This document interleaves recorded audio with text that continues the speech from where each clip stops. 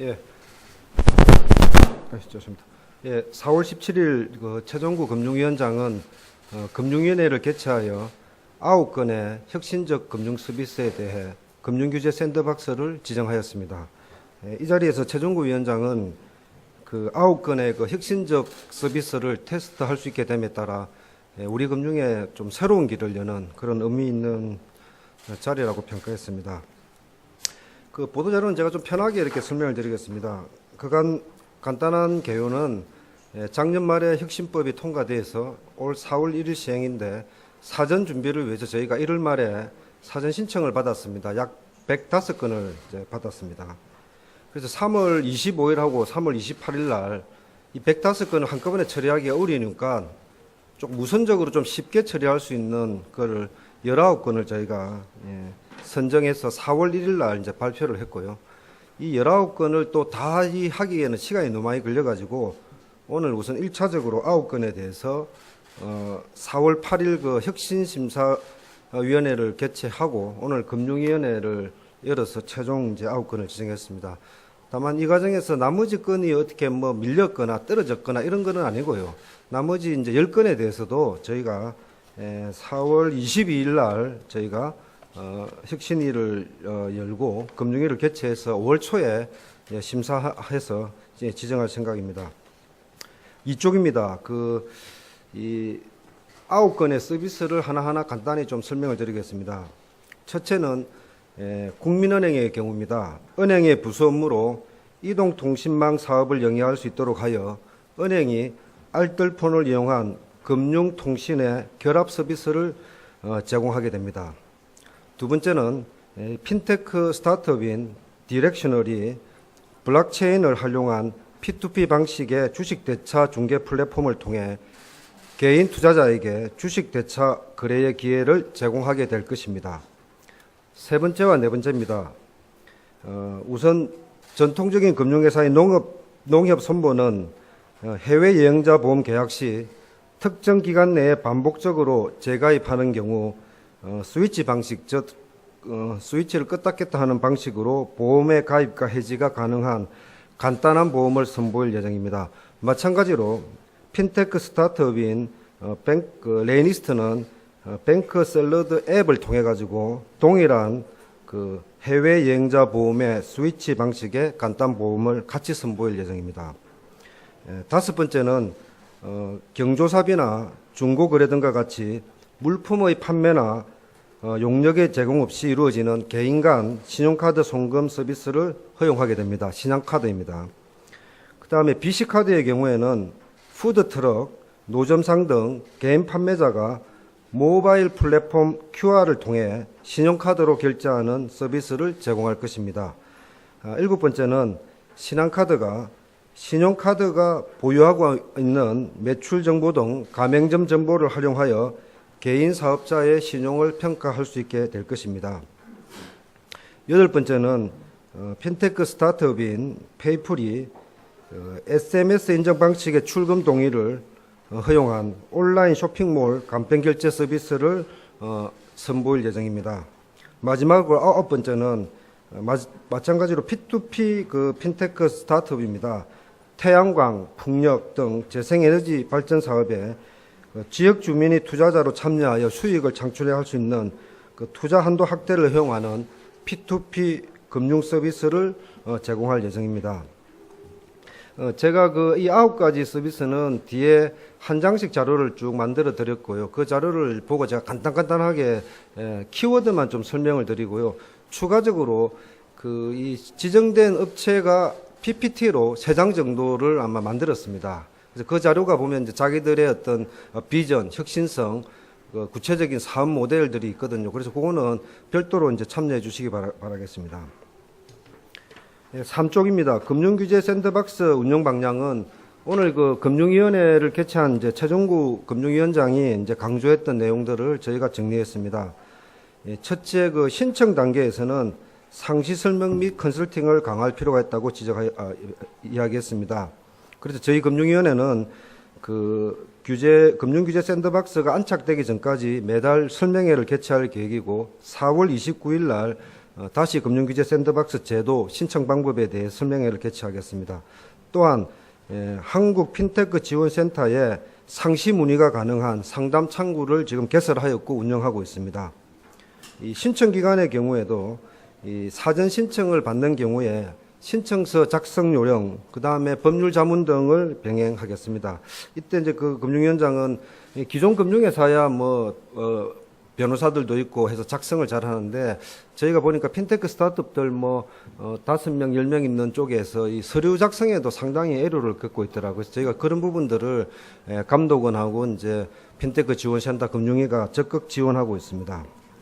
그 다음에 두 번째는 동일 유사 사례에 대한 패스트 트랙 심사 제도를 도입하겠습니다.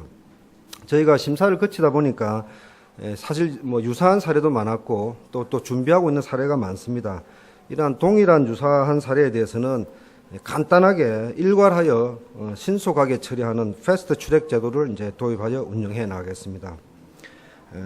한편 이 과정에서 금융위원장은 그 샌드박스의 취지가 그 새로운 기회와 테스트를 실험하고 도전하는 어떤 장이기 때문에 기존의 그 엄격한 인허가 심사 원칙과는 다르다는 점을 강조했고, 두 번째 특히 기존의 어떤 기존의 사고에서 좀 벗어나는 그런 좀 혁신적 아이디어에 대해서는 좀 혁신적인 그런 그 심사와 기준을 가지고 좀 심사를 했으면 좋겠다, 이런 말씀을 하였습니다. 세 번째, 그 사후 관리도 굉장히 중요합니다. 우선 이렇게 지정된 9개 업체들은 지정된 사실과 내용에 대해서 소비자들한테 이렇게 홍보도 가능할 것이고 투자자한테 홍보가 가능합니다. 다만 이 자체가 정부가 공인했거나 어떤 보정한 것으로 이렇게 오해되지 않도록 그 부분은 좀 유의할 필요가 있습니다. 어떤 오늘 9건에 대해서 여러분들의 어떤 좀 홍보와 또 냉정한 또 평가를 또 저희가 또 간곡히 부탁드리겠습니다.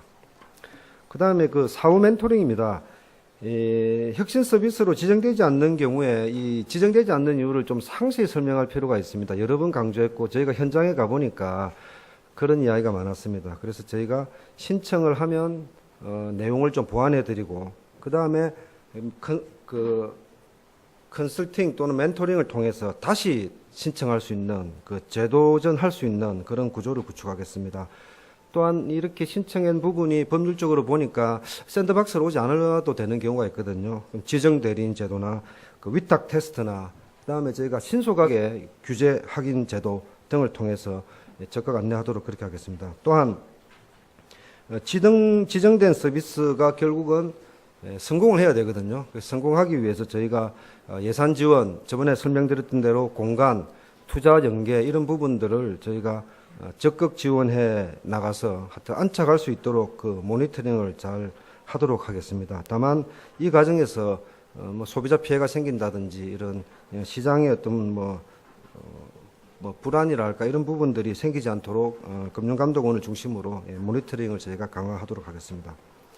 마지막으로 그 법령 개정 및 규제 개선과의 연계입니다. 이 혁신 서비스 지정으로 이렇게 특례가 된 거를 한 3개월, 6개월 테스트 하다가 이 혁신성이 인정되는 경우, 문제가 없는 경우에는 저희가 규제 개선을 바로 하겠습니다. 특히 오늘 금융위원장은 이런 서비스의 효용성이 인정되면은 바로바로 규제와 연결시켜가지고 좀 이런 부분이 확대될 수 있도록 하는 이야기를 이제 저희 실무자들한테 이제 당부했습니다. 향후 일정을 말씀드리겠습니다.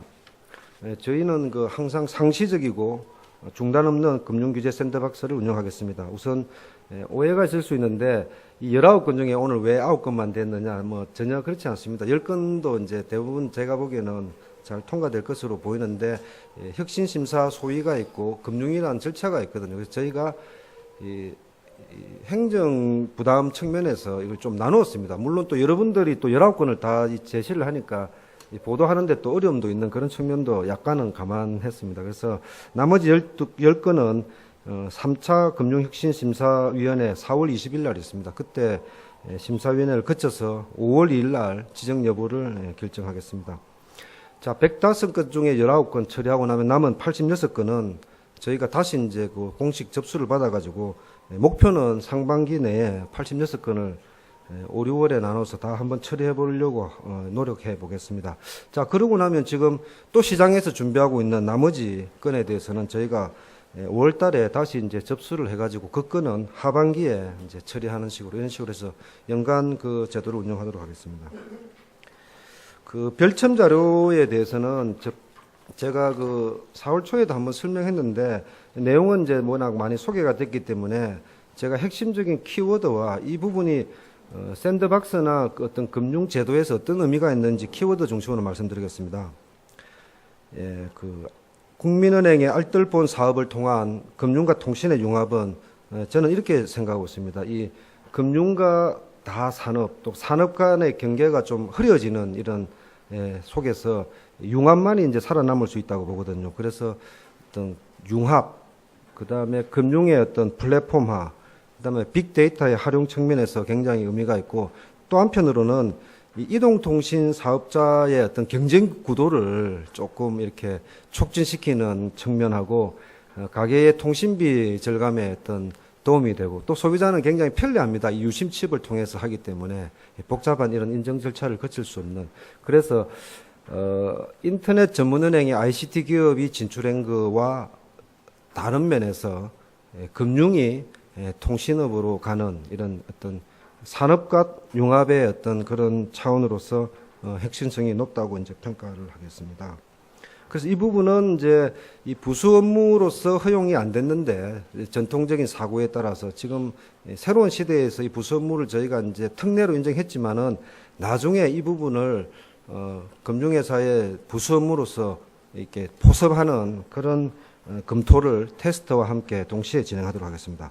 둘째, 그 디렉셔널의 개인 투자자 간 주식 대차 플랫폼도 오늘 뭐 여러 위원님들 이런 분들의 어떤 평가를 제가 대신 말씀드리면 일단 그 블록체인을 활용한 어떤 그 플랫폼 비즈니스다는 점을 제가 강조드리고 싶고, 또 하나는 그간 그 기관 투자자 중심의 어떤 주식 대차 시장에 개인 투자자들한테 주식 대차 거래의 기회를 제공하는, 그래서 오늘 뭐 기울어진 운동장을 좀 바로잡을 수 있는 단초를 제공하는, 물론 뭐 거래 규모가 당장 커지지는 않았지만 이러한 시도를 자체를 했다는 것은 굉장히 이제 저희가 의미가 있다고 저렇게 판단하고 있습니다. 세 번째, 그 온오프 해외여행자 보험의 경우에는 해외여행 많이 가시지 않습니까? 1년에 3천만 명 나가거든요. 저도 한 작년 8월에 해외여행 갈 때, 이 가입할 때, 정말 좀 복잡했거든요. 그래서 이번 주말에 이제 여행을 갈 텐데 또 이걸 또 가입을 또 이 복잡한 절차를 거쳐야 되는데, 아마 이 상품이 나오면은 제가 그때 가입하고 나서 나갈 때 제가 온만 하면은 이제 간단하게 동일한 조건의 보험 보장이 되는 거가 이제 열릴 것 같습니다. 자, 첫 번째 NH 농협손보는 기존의 보험회사가 만든 상품을 이제 공급하는 겁니다.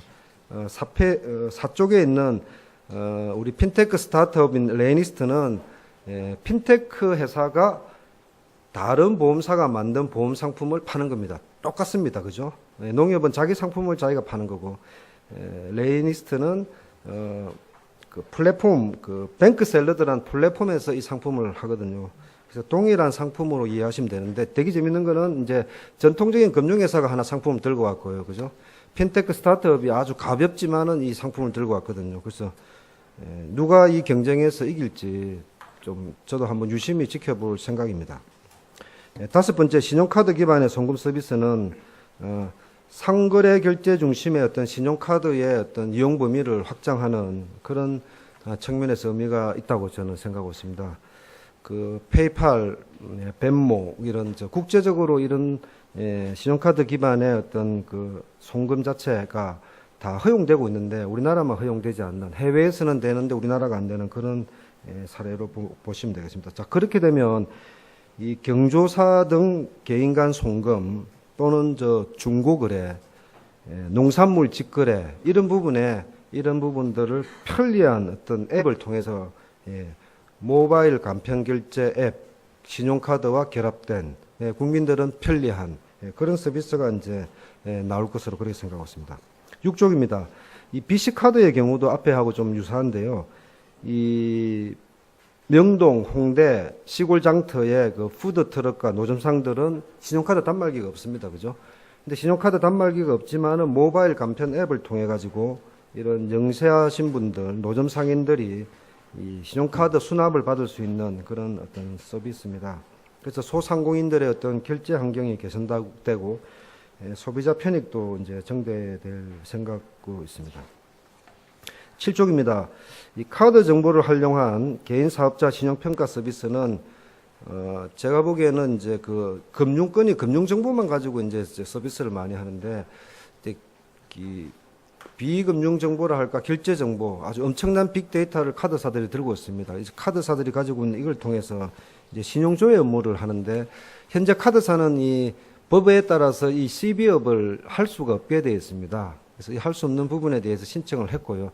저희가 지금 신용정보법 빅데이터 3법 개정안에 이 부분을 지금 넣고 있습니다. 자, 그러면 법이 개정되면 하면 될 거 아니냐 하는데 법 개정되는데 저희가 작년 말에 냈는데 벌써 4개월, 5개월, 그죠? 통과되고, 시행령 만드는데 6개월, 한 1년 6개월 정도 걸리거든요. 자, 그러면은 그 전에 이거를 제한적으로 테스트할 수 있는 길을 이제 열어주는 겁니다. 그래서 저희가 앞으로 법령 재개정인 상황에 대해서도 테스트를 하면은 저희는 허용을 하는 쪽으로 샌드박스를 운영하겠습니다. 8쪽입니다. 8쪽도 되게 재밌는 케이스인데요.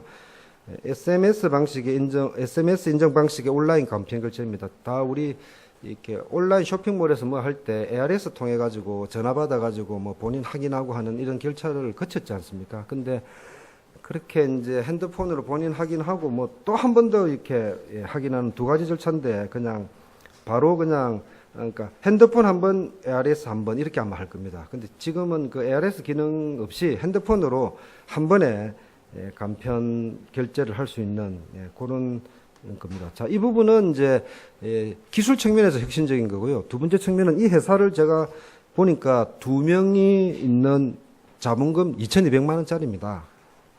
자, 근데 이 업무를 하려면은 우리 전자금융법상 3억 원이 필요하고요, 자본금.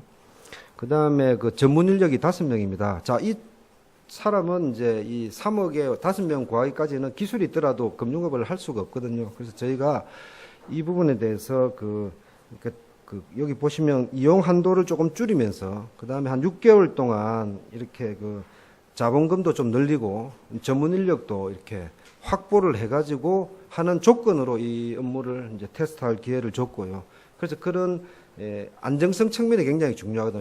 새로운 기술도 중요한데 안정성이니까 그런 부분이 잘 되면 또 6개월 연장하는 그런 측면이고 전반적으로 해외에서도 저희가 이 3억 원이라는 거는 쭉 많이 낮춰왔는데 이 자본금 요건이 이제 스타트업들한테는 상당히 높은 문턱이라는 이런 지적이 있습니다. 그런 측면에서 우리 앞으로 샌드박스를 어떻게 운영해야 될지 저희가 참고할 수 있는 그런 사례입니다.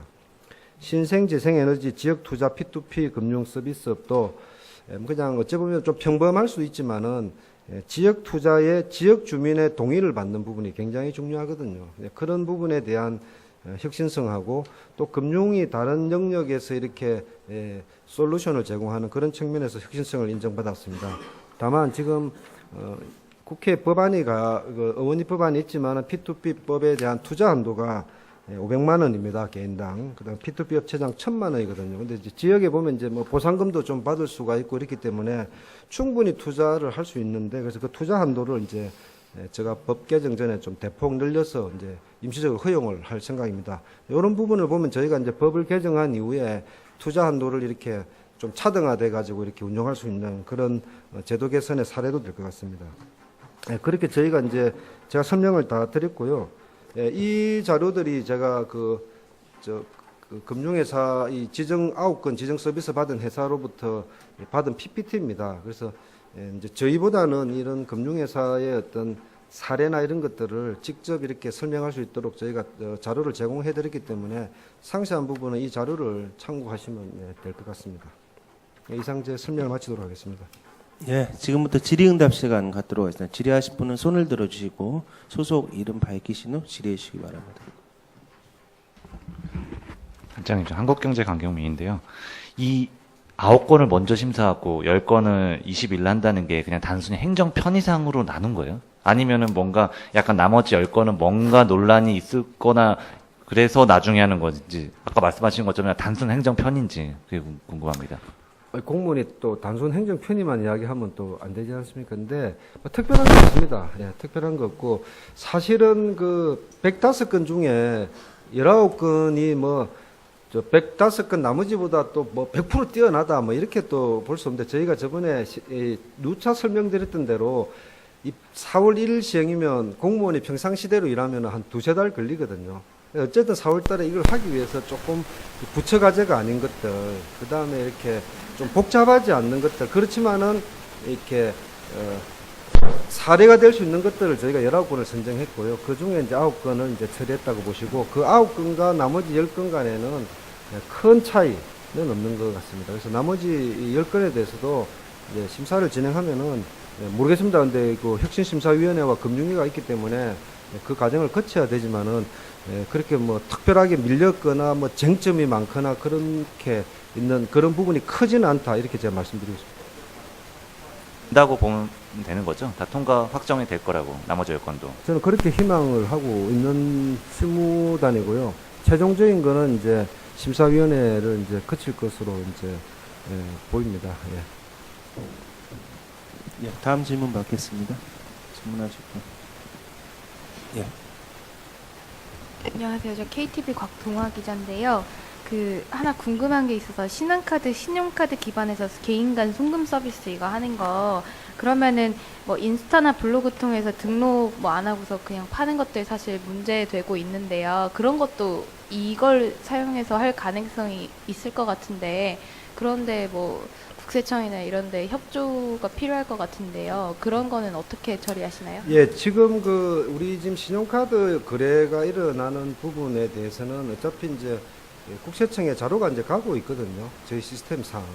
그렇기 때문에 그 과세 이슈는 세정의 측면에서 일단 봐야 되고요. 저희가 금융 혁신 서비스로 지정한 거는 금융의 영역입니다. 다만 이제 그런 저희가 항상 그 과세 측면에 대한 그런 그 관심들은 있는데 그런 것들은 시스템적으로 연결이 되어 있는 거로 일단 알고 있고요. 그런 차원에서 이제 해결할 문제가 아닌가 그렇게 생각합니다. 추가로 할게요. 그 이게 뭐 경조사비나 이런 식으로 뭐 신고를 할 수도 있을 것 같은데 그거는 예, 그런 부분은 그 일단 이제 금융시장 이게 이제 카드사가 보면 이렇게 그 FDS라 해서 이제 그 부정 사용에 대한 어떤 탐지 시스템, 그 다음에 어떤 자금 세탁의 이슈가 있는 부분, 그 다음에 이렇게 규제를 이렇게 우회하는 거래를 걸러내는 그런 시스템들이 쭉 있고요. 그런 부분이 혁신심사위원회에서도 논의가 됐고요. 그런데 그런 카드사들이 그런 부분은 충분히 할 수 있고 그런 부분에 대해서는 필요하면은 이제 정보 공유를 기관 간에 하는 그런 부가 조건을 일단 제시한 거로 그렇게 저는 알고 있습니다. 네, 질문 있으시면. EBN 신주식 기자인데요. 내용 보니까 6월에 이제 또 두 번째 혁신금융 서비스 이게 앞으로 신청하는 기업들도 이제 기존의 아이디어가 1차 혁신 신청했던 기업들하고 시스템 서비스가 거의 동일하거나 좀 파생돼 조금 다른 경우도 좀 그런 사례가 많아질 것 같은데요. 그럼 이제 1차 심사할 때하고 2차 심사할 때하고 그런 혁신은 뭔가 이 기존 서비스가 다르다라는 점을 많이 좀 그걸 제일 크게 보는 걸로 알고 있는데 앞으로 심사 방향이나 방침이나 이런 것들이 좀 기준이라고 해야 되나? 그런 거가 어떻게 좀 변화를 좀 가져가는 부분이 있는지. 예, 이 혁신성은 이제 여러 가지로 평가할 수 있을 것 같습니다. 어떤 현재 그 금융권이 제공하지 못하는 이런 좀 새로운 측면, 그 다음에 또 그 기술 면에서 아주 뛰어난 측면, 그 다음에 다른 회사하고 동일한 서비스인데 차별성, 이런 여러 가지가 있는데 그거를 굉장히 그 하나하나 이렇게 딱 하기는 정말 어렵거든요.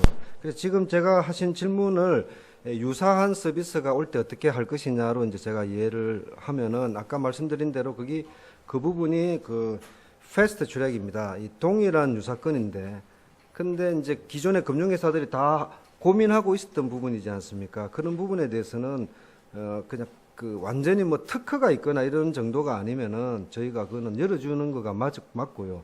그 열어준 분들이 경쟁을 해가지고 그 혁신 서비스를 완성해야 될 것으로 일단 보입니다. 그래서 이 부분과 관련해서 이제 이 많은 분들이 이제 배타적 사용권에 대해서도 이제 관심이 많은데, 배타적 사용권은 이 혁신 서비스를 테스트를 하고 그 인허가나 이런 거를 통해서 뭐가 됐을 때 이제 부여하는 거고, 지금 이런 혁신 서비스 지정 단계에서 저희가 부여를 할 수 있는 사안은 아니고요.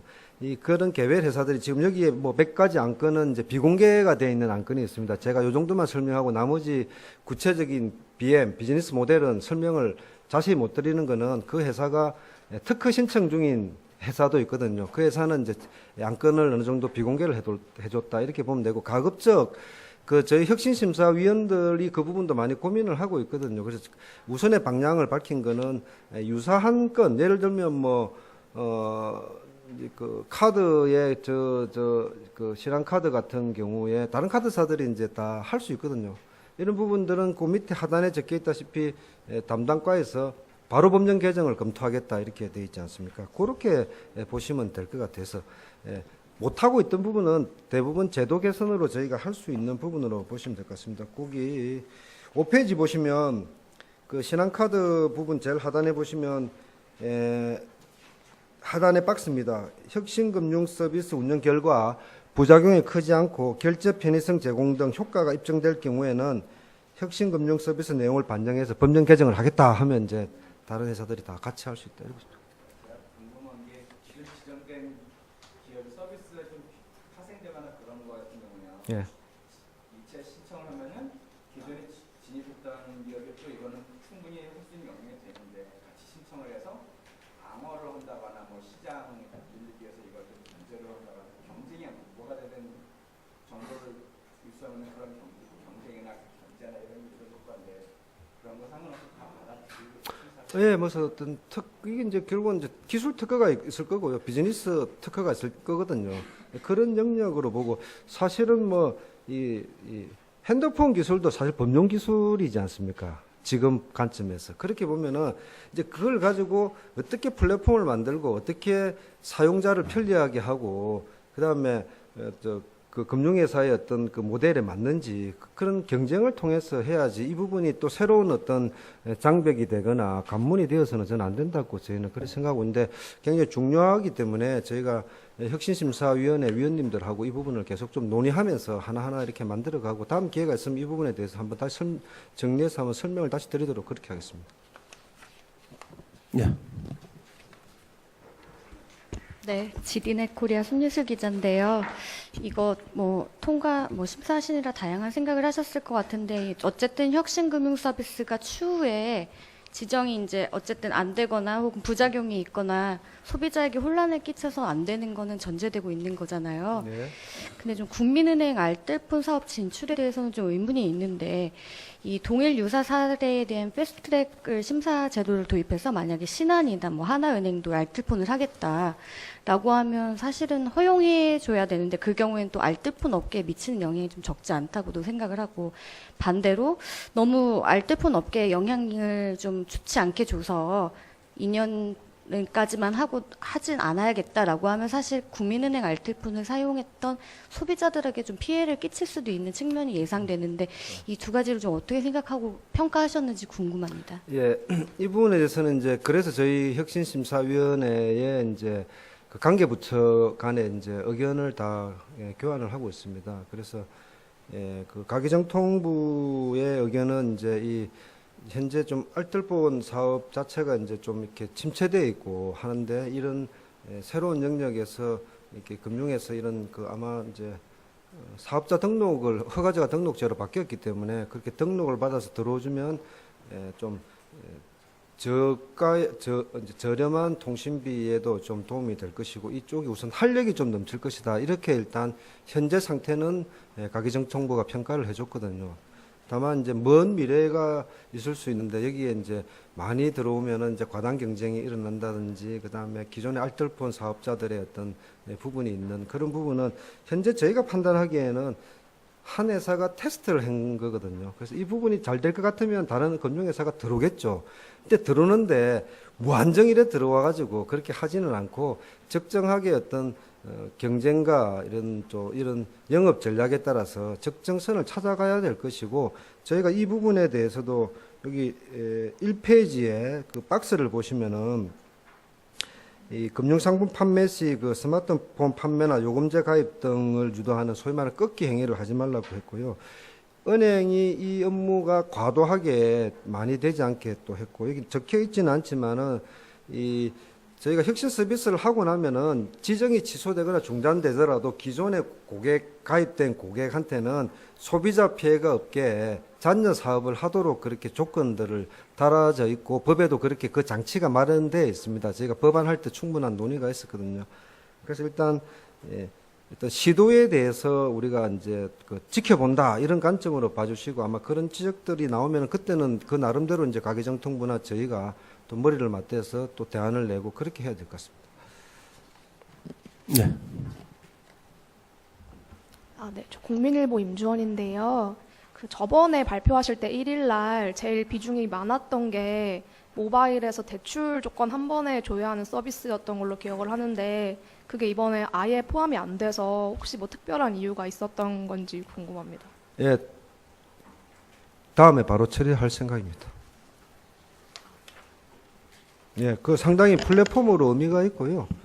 예, 그래서 지금 뭐 6건인가 7건이기 때문에, 예, 다음에 그걸 제가 잘 설명드리도록 혁신위에 잘 안건을 올려서 처리해 보겠습니다. 네, 저 연합인포맥스 김예영 기자인데요. 이거 예산 지원하시는 걸로 알고 있는데 이거 집행은 그럼 바로 되시는 건가요? 이 예산은 이제 정부 예산이기 때문에 저희가 저번에 공고를 했고요. 이제 이 우리 예산은 이제 이 스타트업들, 뭐 기존 금융회사가 아니고 스타트업들이 보면 이제 이거 하려고 하면 이제 뭐 클라우드 컴퓨팅도 이용해야 되고 전정선도 깔아야 되고 뭐 사람도 고용해야 되고 이런데, 그 예산을 이제 이런 스타트업들이 이제 신청을 하면 저희가 지원할 겁니다. 다만 뭐 이거하고 100% 이렇게 매치되어 있는 건 아닌데, 저희가 뭐 아마 369 이렇게 그 분기별로 이렇게 예산 지원하는 공고를 하면은 이 서비스를 가지고 이제 스타트업들이 신청하면 저희가 4천 얼마 금액이? 종류마다 한 6천만 원, 최대 6천만 원까지 저희가 한 금년에 뭐 4천, 6천에서 한 100개 정도의 그 스타트업한테 테스트 비용을 이제 지원하려고 해서 그거는 별도 공고 절차에 따라서 진행되고 있습니다. 예, 추가적인 질문 혹시 있으시면. 예, 추가적인 질문 없는 것 같으니 예, 이상 브리핑 마치겠습니다. 감사합니다. 예, 혁신적 그 사업들 좀 홍보 좀 잘 부탁드리겠습니다.